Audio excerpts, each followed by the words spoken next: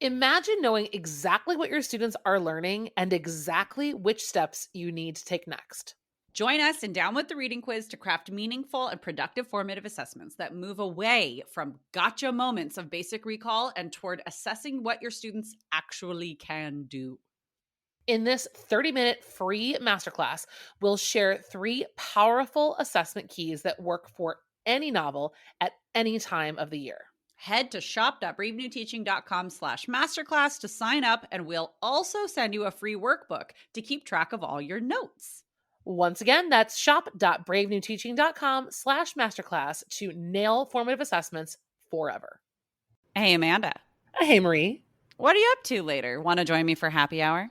I'm all in. And guess what's amazing? Our listeners and friends of the podcast can also join us because Brave New Teaching Happy Hour has officially launched. Cheers! Cheers, everyone. We are officially hanging out a little bit longer after school with an extended, extra private podcast feed just for you. Yes. Members of Happy Hour get extra 15 minutes of the podcast, give or take, because you know us, we run a little bit long. It's just kind of how we are. But if you would like to get in on this Happy Hour action, please join us. It is only $5 a month. Head to curriculumrehab.com/happy hour and get yourself signed up, because when you're there, Amanda, tell our friends what we do every month for our Happy Hour members. I think my favorite part is coming up with a new free resource for our listeners every month. And then we pretty much break down that resource and how to use it. We also like to have guests on to do extended episodes and even Q&A that's just for you about that resource. It's really exclusive and super private just for you. So if you are like us and you like hanging out, you like chit-chatting about all things that are teaching, teacher life, and everything under that umbrella, join us for Happy Hour and we will see you there. Bye. Bye. Well, hello and welcome back to Brave New Teaching, and welcome to season 4 of this cute little podcast. I am so excited. It is 2022. Amanda, we've made it. We have made it to season 4. And Maria, I was talking to my mom the other day and I was like, every episode that we've produced has come out during the pandemic. Yeah, no, we're excited to see if there's a future outside of pandemic teaching for this podcast. I really hope there 100%. Yes. I mean, and we know that there is, because we are enjoying what we are doing a little bit too much for there not to be something outside of pandemic podcasting. But I will say that it is funny that I was thinking about that exact same thing the other day. Like, wow, Amanda and I have put together a lot of, like, we built a whole brand of Brave New Teaching when we were virtually doing instruction and then like coming back hybrid and like all of the craziness. And this has been a thing that has really grounded us and kept us anchored in not just our why for like business and things that are outside of the classroom, but like why we love working with kids and like why education is something that's such a passion for the both of us. This is something that's helped us through those really dark times that just keep happening, like today, are like keeping perspective, at least for me. I know I'm speaking for both of us because we've talked about this a lot, but like this has helped me keep perspective as to how much I love what I do in like a much bigger sense than the day-to-day. Like there is a passion for this, that this podcast and creating what I've created with you has helped me, I won't say remember the whole time, but remind myself of when like the days get dark. Yeah. And I think that's what our audience is feeling too. I'm just so grateful that we've found our people. You guys have found us. We've found you. We posted a couple of days ago a like back to season 4 reel, because yes, we're going to step up our reels game. We're working on it, man. And so many of you guys commented that you are original listeners. You've been here for a long time with us. And I hope that you're finding that too, that this is something that grounds us. And amid the turmoil, that the very, like, that's like a really not aggressive word anymore. It's like turmoil is kind of like we can handle turmoil. Yeah. No, that's pretty normal now. Through the turmoil, I mean, we found not only each other and just best practices, but I think we found what works and that teachers We are freaking resilient in all of the non-cheesy ways that that word has been used. We are actually resilient. We are flexible. We are ready for change. We are so many things that the rest of the world doesn't really get to see, but we see that in each other. And I think that community, I don't know where I'd be without it. Oh, absolutely. Well, and it's funny, as we're talking about, this is season 4. I think a few people, if you're newer to the podcast, you're gonna be like, wait a minute. How is it season 4 if you started in 2020 and it's 2022 right now? It's semester 4. It's semester 4, right? We are teachers and our lives revolve around a school calendar. So we've just kind of taken on as a way to like chunk things up and make things a little bit more palatable, both for us as we're creating things and for you all as you're listening. We are going into our 4th season because we're going to our 4th term or our 4th semester of Brave New Teaching. It just makes, and we just like really like themes because we're nerdy like that. Okay. So there are some amazing things coming in season 4. Absolutely. Do you want to start? Okay. One of mine is like holy shit moments because excuse my French, but we're going to hit episode 100 in season 4. I feel like there are podcasts that I've listened to for a while that they've been like, hey, episode like 80, episode 100. And I was always like, oh my gosh, that's insane. This one is episode 79. Like I think so. Yeah. This is insane. Just because I think like, oh my God, that's so many weeks. Like, it doesn't sound like a huge number. But then you think of like, that's like a lot of weeks of a weekly podcast coming out. And yeah, episode 100 is coming in just a couple of months. And that's very exciting. And we've got some fun plans of like some giveaway, fun kind of little celebratory atmosphere going on around social media and the podcast for that.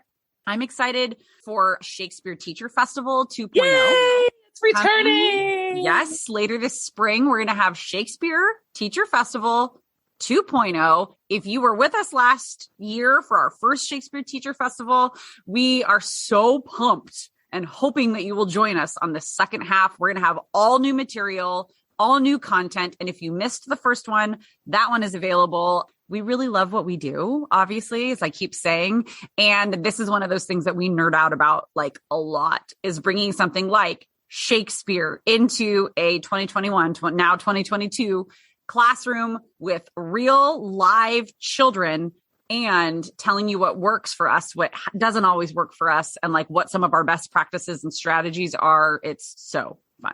We have some really wonderful interviews coming your way as well. We've been on a couple of other people's podcasts as well, so we'll certainly forward those along, but we're really kind of stepping into our collaborative game here, and we have just loved all of the opportunities to do that. And so we tried to reach out to some really unique people this season.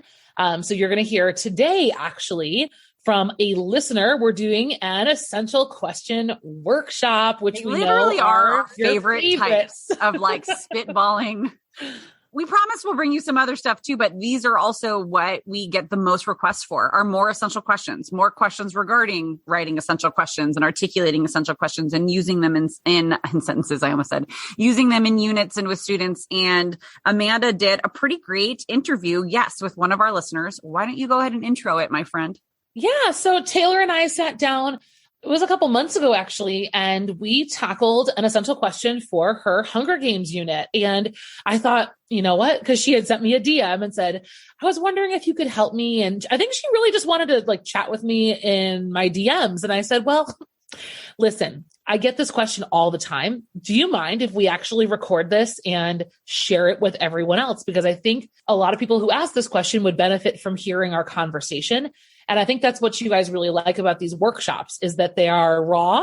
They are starting kind of at zero, and they're all the messy brainstorming pieces of this process that you get to hear, rather than feeling like, oh, Amanda must just roll over in the morning and EQs just pop into her head. And, you know, Marie does the same thing, except that for her is in the shower. You know, it's not magic like that. I mean, sometimes there are EQs that just come out of nowhere. But this process and this episode that you're going to hear right now is the dirty, messy, not stilted version of what it's like to come up with an essential question. Yeah, the last essential question workshop that we did like this was with one of my courses the first one we did was with my 11th grade American literature course. And the last time that we did this in season 3 was with my 12th grade world literature course. And just being able to like talk to somebody else and get that good sounding board is something that I know helps me and so many of you out there. Being able to hear the two of us and hear the way that we kind of spar a little bit, right? And just throw things back and forth, back and forth. If you are lucky enough to be able to have this kind of relationship in your building or someone that you get to talk to regularly that can help and support you in designing your courses, fantastic. Sometimes it does take hearing somebody else's thought processes to say, oh, that's how that kind of a brainstorm can go. It's just like the way that we would model for our students. And we feel like the feedback that we've gotten from all of you, our listeners on these types of episodes, are what keep us coming back with more and more. So that is all to say, let us know what other sorts of workshop-y and those sorts of conversations you would like to hear, because we're always having them. We just don't always record them. And truthfully, that's also why we would encourage you to pass these episodes along. As much as Marie and I have this kind of dream floating around about writing a book, there is something that a PD book doesn't have that our podcast does have. And that is the workshop-y, as Marie used in perfect English, the workshop-y feel of a conversation is not something you get when you're sitting down with a bunch of flare pens and highlighters to read a PD book. And they're wonderful. I've read tons of them. Marie's read tons of them. But we know that like in the moment, raw conversation has a whole nother value, which is why we're here in the podcast world. And we would love for you to just continue supporting us through sharing these episodes with other people and helping spread the word that we can become an even better community, a bigger community. And you can find your people by sharing things with them that they don't have to read. They could just listen to this on the way to work. Yep. Or in their planning period while they're grading or what have you. So friends, we are so excited to kick off season 4 with this EQ workshop with one of our very own, Taylor, one of our listeners, our brave new teaching community. And she is talking to Amanda all about, what do you know, dystopia. So you know that we geek out a lot about 2 things, Shakespeare and dystopia. So we are going to talk about both of them in our very first episode of season 4. We cannot wait for you to hear it. Like we said before, let us know what else you want to hear more of or some different things. We are always open to those suggestions because we want to be here for you and making sure that we are providing things that you actually want and need. I think it's time. Amanda, you want to say it? Let's cue the music.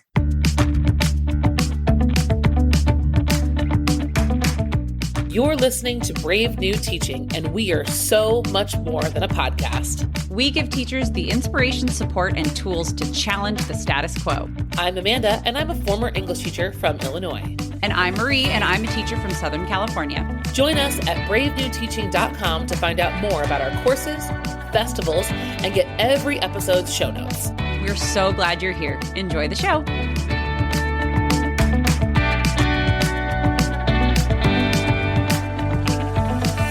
Well, hello, everyone, and welcome to a very special episode of the Brave New Teaching Podcast. I am here today interviewing Taylor, who is going to walk us through some of the things that she's thinking about that need some tweaks in terms of a unit essential question. And I am just so pumped because I think teachers all across America and the rest of the world have been asking questions about how to kind of fine tune and revamp a unit just by tweaking that essential question and getting it really to a place where both teachers and students are feeling invigorated, curious, and ready to rock and roll. So Taylor, welcome. Can you tell our listeners a little bit about you and where you teach? Yeah, so my name's Taylor. I am a 4th-year teacher in Pittsburgh, Pennsylvania. I teach at a small private school almost that has grades K to 8, but I teach grades 6th, 7th, and 8th grade English. So this unit in our curriculum, we use the Pearson curriculum, is called Taking a Stand, which I love because my 8th graders are very opinionated and they love to take a stand. Yes. So the stories that are in the curriculum are fine, but I really love to use this unit to read The Hunger Games as a class novel, which is always a fan fave. The girls love the love. Yes, and they the boys do. love the gore. I think Hunger Games is a great choice. So when you say Pearson, are you using a textbook, or what do you actually have from Pearson to work with? So we have their textbook set, My Perspectives. It's My Perspectives. Okay. So I've heard of that. I've never used it, but I've heard. Okay. I'm writing that down. Okay, good. This is our second year using it. It's fine. It's something to build from. So it sounds like you knocked into Hunger Games. The kids love Katniss and her very multifaceted, very real, right? Like, I have this romance, but I'm also a badass, independent woman. Like, how do I negotiate that world? That's awesome. And you've been teaching Hunger Games for 4 years, or? This is my second year teaching Hunger Games. Yeah. Okay. Keep going. Tell me more about this unit. So the curriculum gives the essential question, when is it right to take a stand? Okay. I like it, but I want more. Like, I want it to be more focused, if that makes sense. Okay. And what I really wanted to focus on is rebellion. So when I did this unit last year, I gave the kids 4 topics. And as they read through the book, I had them pull out like examples of it. So I think I gave them wealth, rebellion, government, and there was one more. Okay. And it really worked well. But the kids who did rebellion, their work was amazing. And they were the most engaged with the book because they could find the best moments. So I really want an essential question that kind of builds in rebellion, so then I can also tie it with different articles about like what's going on in the world. That's all. That is amazing. So, okay. So whenever I do an essential question workshop, I'm really looking for 3 things. You've given me 2 out of the 3, and I know you have the third one because we've kind of talked about it a little bit. So essential questions are really best derived from the trifecta of texts, themes, and the last one is skills. So I need to ask you about your end of unit summative. What is that assessment that your students are going to work on to end out the unit? Do you already have that planned, or is that something that you're want to flex? Yeah. So with this unit, I really like to end it with a literary analysis, literary essay. And this is the second one they do. They do one with Anne Frank, and it always works out very well. So I want them to write a literary essay kind of analyzing the different elements of rebellion in the novel. And then in the end of the literary essay, tie in how they are going to rebel, if that makes sense. Okay. How they are going to applying it to themselves. Apply it to themselves. There we go. I love this. Okay. So we've got a lot to work with here. So I'm going to kind of unpack for listeners what's going on up here in my head as I'm listening to you, Taylor, because this stuff is so good. So I love that you've taken what Pearson gives you. When is it right to take a stand? That is not a bad question. But I think to your point, since you've narrowed down the fact that the idea of rebellion itself is a bit more juicy, that is a really good move, because take a stand is still pretty vague and not really something that kids can always sink their teeth into. So you have that advantage of knowing that this concept of rebellion is something that kids really, really are clinging to, are engaged with. And like you said, also, you know that there are plenty of examples of rebellion in the rest of the world, nonfiction, current events. What I also love about rebellion that's coming to mind for me is that there are definitely conditions and places where it is considered a very good thing to be rebellious. And there are conditions where it is a very negative thing to be considered rebellious. And those conditions can change. So knowing that is all of the workings for a really juicy essential question. So my head is very much in, when we talk about text, themes, and skills, my head's very much focused on that theme of rebellion being, or that topic of rebellion being the guiding factor. Literary analysis is a great skill to have when you want the essential question to be really niche, because they're going to use textual evidence. They're going to back it up with literature. Boom. Like there's nothing about the skills of literary analysis that really need to be like part of the question. So I wouldn't worry about that. And then Hunger Games, like we know, like those are just like, boom. And even if listeners wanted to use this with pretty much any dystopia, like I think we could swap out Fahrenheit would work with a rebellion question. Divergent would work with a rebellion question. Grace Year would work with a rebellion question. So that's kind of nice too. Because if you ever decide to do like lit circles instead of Hunger Games, this essential, whatever this is, probably will still work. Because rebellion is a core element of dystopia, right? And a dystopian protagonist for the most part. Well, hello, brave new teachers. Pardon the interruption. I wanted to invite you all to a pretty cool opportunity. Some of you have already had this, and some of you have just heard us talk about it quite a bit.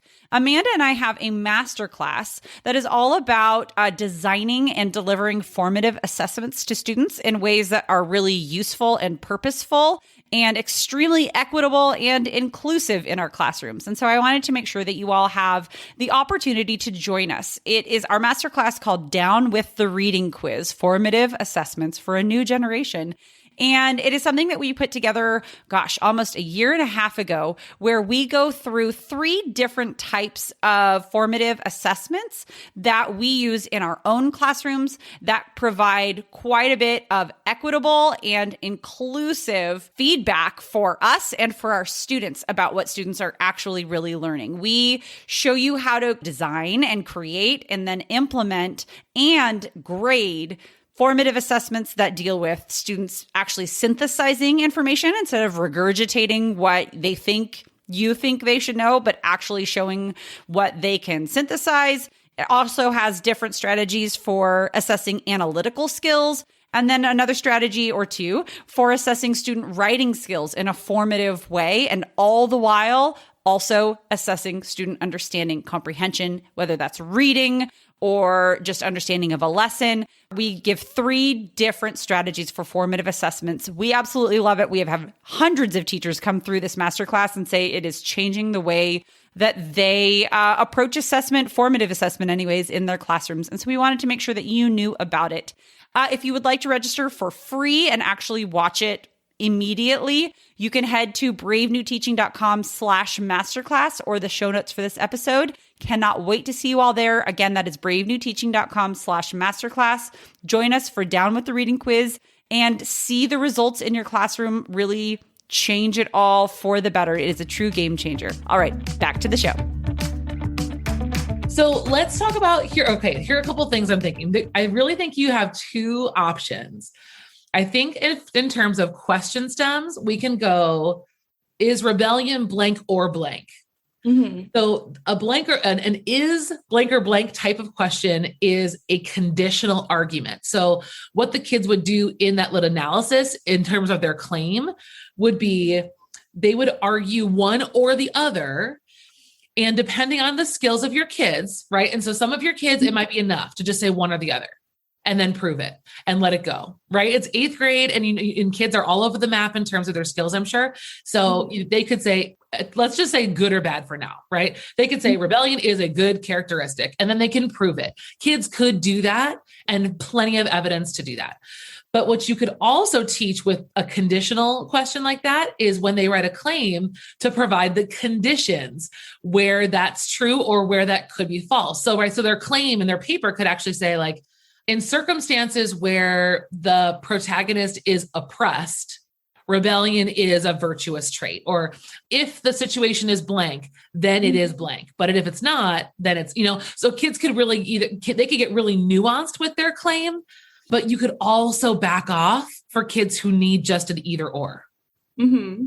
Is it going to be the best argument? Well, probably not. But are they still going to get the chance to write and learn how to use evidence? And they're going to be able to do that. So that's one option. So we could say something like, is rebellion a virtuous trait or a harmful trait? You can give whatever virtuous and harmful, you can some kind of language that's a good or bad, right? Mm-hmm. Does it protect a society or destroy a society? Does it, kind of give them those 2 extremes? And what's fun about that too is kids can also track where they felt at the very beginning. So if you throw that at them at the beginning of the unit, they'll give you some answer, but then ask them again after they've read Hunger Games. And maybe their answers, well, hopefully they will have conditionally shifted, right? They've come from a place of, be a rebel. And then you're like, oh, well, okay. That's a good idea in theory, but then you have to deal with all these other consequences. Are you ready to deal with that? I think we're all ready to cheer for Katniss, but not a lot of us are ready to volunteer, right? Yeah. Especially kids. How do you feel? How does that sit with you right now, Taylor? What are you writing down over there? I'm just writing down what you're saying. And I was also writing down instances of good and bad rebellion in the world of different people I could pull in, like Malala. And that story of rebellion would be awesome too. to tie in here. Mm-hmm. I love tracking how they feel before and after books. I love those conversations. They're like the richest Yes, they are. conversations. And I feel like this would be an easy way for them to track like evidence through the novel. Yes. Yes. Mm-hmm. That's what I was writing down. I was writing down all of my little thoughts. Okay. So that's beautiful. So that's one approach. And so you're kind of getting what's kind of nice is like, if you think about it in terms of like the essay or the end product, what am I going to get with this question? That helps you understand, like, is this where I want to be for the unit? Now, as you're talking, I'm thinking about like the courage it takes to be a rebel. Because you think about the Capitol, how many people in the Capitol are watching this, but like have not had the courage to break that status quo. So like, but that to me is like a much more like cerebral, maybe high school type of question. And it's not that, and if those other good questions come to mind during it's not that you can't ask them, right? An essential question, it kind of has to also be functional to connect all the pieces. So I think that's a great option. So, okay. So that's one option. Okay. The other option for you is to use a to what extent question. So similar, but the before and after looks a little bit different, because to what extent would it ask students to define a place on a scale and defend it? So there's really not going to be those conditions we talked about. They're going to say, and this is a little bit harder, I think, because you don't get the either or, right? The kids don't have that, like, I can't just sit in one spot. So it kind of depends on where, you think where the unit is in the year, right? If they're ready for it, or, kind of where kids are in terms of writing. But a to what extent question would let you say, to what extent is rebelliousness a virtuous trait? Or to what extent are people capable of rebellion? To what extent does a society require rebellious citizens? Because then that shifts, I think, the difficulty of what it is you're going to be asking kids to look for and see in the novel. So how do you feel about it? To what extent? I mean, what does that kind of put in your mind? To what extent? So I think that I have a lot of kids that would really run with that question, and then a lot of kids who would really struggle with that question. Yes. So I usually do this unit third quarter, like right after Christmas break, where we've talked about literary analysis and digging into books, and these kids I have them 3 years in a row, so they know me and what I'm going to throw at them. That's awesome. So I think I was trying to decide, like, would it be best to give some kids that question who could handle it, and then give the other kids, but I would push them. If you feel like your kid's third quarter gonna be ready to go, take them, them. And the way you scaffold that, right? So if they're having a hard time with this idea of a scale, the way you can back it up is you can ask them a different question, like just for practice, right? So to what extent should teachers be allowed to post their personal lives on social media? Right. Okay. So you can give them an example of 100%, right? Every little thing, blah, blah, blah, blah, blah. What, is that okay?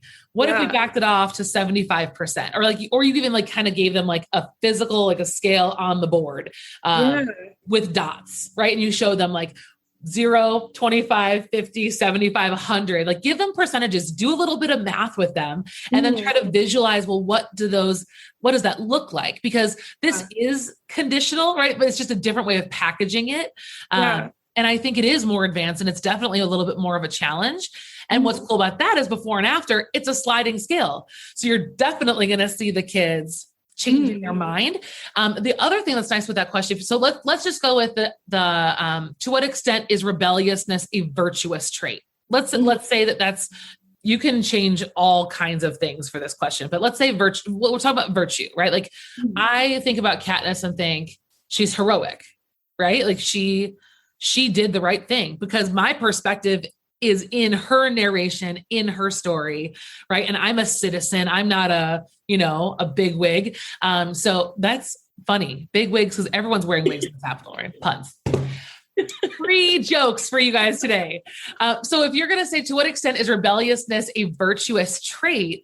I can ask that same question and use that same scale with Malala.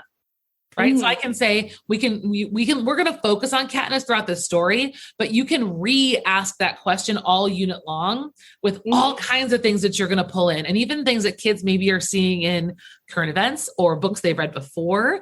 Do they read Diary of Anne Frank with you also Yes. this year? Yeah, it's the unit before this unit. So we can tie it all together. Boom. Mhm. I mean, even Anne Frank, I mean, think even her, I mean, it's rebelliousness, but like, man, just the absolute, like, and I feel like that might be like a negative quality of rebels. Like, I think to be a rebel, you really have to be able to put blinders on and not care or think what other people think about you. Yeah. Which could make you a pretty bad friend. It could make you like not really that delightful to be around. You're probably not very well liked. Like, do you really want to live that way?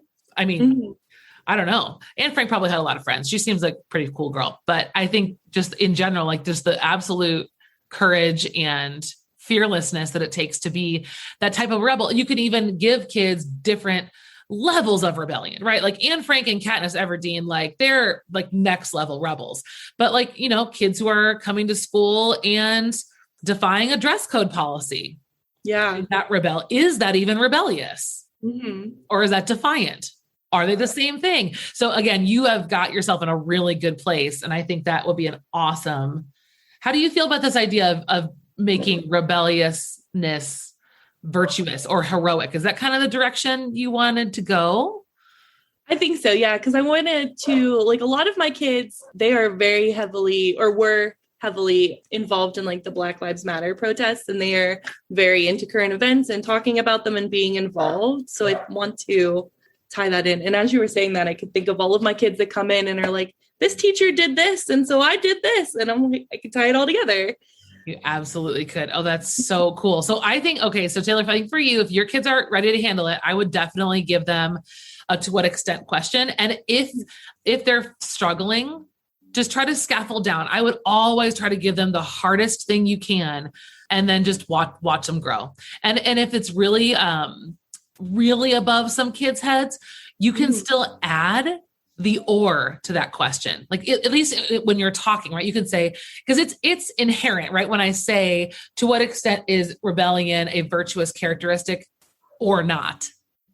Right. So that you can kind of give them that help too, because they can say it's not. All right, well, you're maybe more on like the 50 to 0 side of this scale, or someone else, you're maybe on like the 50 to 100 side of the scale. Like let's, you know, and those examples that kids pull from the novel and what they've read, that helps them narrow down like where on the scale they are. And if you get the chance to teach a counter argument paragraph, you know, on its own, I usually like to blend that in, but that's a very like 11th, 12th grade skill. But if 8th graders can learn to write a counter argument paragraph, that would be explaining the leftover, right? Yeah. So oh my gosh, it'd be so cool for them to do that from like President Snow's perspective to answer the same question. I could see them getting really passionate about it. That would be amazing. Yeah. Oh my gosh. Especially this group of kids coming in. They are very opinionated. So I could see them running. Okay. So you got perspective, point of view, and rebellion, and how linked those two things are. Yeah. I mean, I think look at, you know, what happened in the US in January. I mean, there's plenty, I mean, that might be a little bit too hot button, but I think that there's a lot to be said for whose eyes are right. And I think literary wise, I think it's really great for you to talk about, you know, if this novel was spoken through someone else's point of view. And even the film does kind of a nice job of, you know, maybe pulling in film, because film naturally kind of flows in other perspectives. And looking at Katniss from President Snow's eyes, totally different than us seeing the world through hers. Oh my God. This gets me so excited to do this unit now. Yay. Okay. I'm so happy. Do you have any other, I mean, I know I didn't give you a question, but I feel like you've got a lot to play with. Do you have any other questions for me or anything you want to clear up? Or I don't think so. As you started to explain this, the to what extent question, it made so much more sense, and I could definitely scaffold them. And I feel like there's so much more room to discuss with that question. So I think that's the one, and I'll play with it and see how it works. And then after this year, if I need to tweak it a little bit, but I think they're going to be excited to talk about it. Oh, Oh, yay. Well, you'll have to keep all of us posted. And we would love to hear how things go. And yeah, don't feel like you have to ask the question all the time. I mean, beginning and end is plenty. If you can do some more in the middle, that's great. Because rebellion's going to come into every conversation and they're going to be using that all the time. Whatever you do though, my last recommendation would be to use whatever that scale is, like make a physical document, or I guess it could be virtual now too, whatever, but something that they're adding to as they read. Like I kind of stepped away from formal annotation practices. Like I don't have my kids write in books anymore. We didn't even have books last year. But I try to make like an anchor chart almost. And then the kids are adding to their ideas about the essential question as they go throughout the whole book. So they're actually practicing like textual evidence, citing it, and like having a bank of evidence somewhere instead of what we used to do for annotation. And I feel like I've had much better buy-in. I don't have to collect books and like grade their fake annotations. And that's been really nice. Yeah, I think I have a document. It's an evidence tracker that I send out, and they thrive with that. So we do that with Anne Frank, so we can practice that skill too. Dude, yes. Don't even change it. Do the same thing over and over and over again. Kids get good at it. And if your question is good enough and it changes, they're not going to get bored. They're going to be like, oh, this is different. Yeah. Not different. Nope, not at all. Do your kids give you any trouble since they've seen the movie? Do they ever not read and say, I know everything, I've seen the movie? I know people have told me that they've kind of ditched Hunger Games because of that, but I'm curious how your kids normally do. Not with the Hunger Games. I think they get more exciting. I did have that problem when I used to do A Wrinkle in Time. Okay. They would do this. They would do that. They would not want to read because they're like, oh, I already know. I don't need to read it. Like, no, it's so different. You have to read it. It's so different. No, but oh my gosh. I had a boy last year who does not like to read, does not like to discuss, but he got so into the Hunger Games. It would come in and be like, I'm so sorry. I read 10 chapters ahead. I'm like, oh, yeah, that. You're in big trouble now, buddy. How dare you read? That's terrible. When I taught Hunger Games, and that was before the movie came out, that's how old I am. It was one of the best books I ever taught because I think a lot of my kids came in like snotty, like, you're going to give me this baby book. And I'm like, okay, go read it. And now tell me it's a baby book because Suzanne Collins is not messing around. That thing is layered. There is a lot to pull out there. And like, the movie doesn't even like tip. I mean, it's a beautiful film, but I mean, there is a lot left out. You give them one Sesame Street quiz, Taylor, and you're going to know exactly who's watching the movie and who's reading the book. I'm so excited to do the Sesame Street quizzes. I have it saved and ready. This will be my first year. Yeah, you'll know right away because they're going to give you movie answers and you're going to be like, ugh. All right. Now I know that these 3 kids, I need to talk to them before class tomorrow and say, hey, I've seen the movie too. Okay.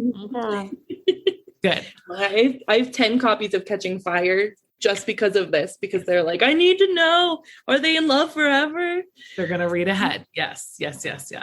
I loved Hunger Games and Catching Fire. I kind of lost it on, what was the third one? Oh goodness. Oh my gosh. I'm totally, that's how much I lost it. Mockingjay. There we go. And then they made the movie, 2 movies out. Oh, okay, whatever. Yeah, no. I'm an OG original first one. Hunger Games is just amazing. We love to talk about the propaganda at the beginning. There's a really cool, the movie, right? The President Snow propaganda trailer that they show right before they choose the contestants is so amazing to talk about propaganda. So it is an incredible book. Well, so I wish you the best of luck. And I am just so grateful. Thank you for being so vulnerable and coming on here with us today and sharing your adventure with us, Taylor. Yeah, thank you so much. This was amazing. And I am so excited to go think about this more. Yay. Oh, good. Well, that is the best part. So I am just so thankful to have you today, and we wish you the best of luck. And thank you for being a listener. Thank you for all of the above. And we will check in again soon. Thank you. All right. Have a great day. You too. Bye. Thanks again for listening to Brave New Teaching. We'd love to keep the conversation going over on Instagram. And while you're there, check out the links in our bio for the most up-to-date events going on in the Brave New Teaching community. Thanks for being here and have a great week at school.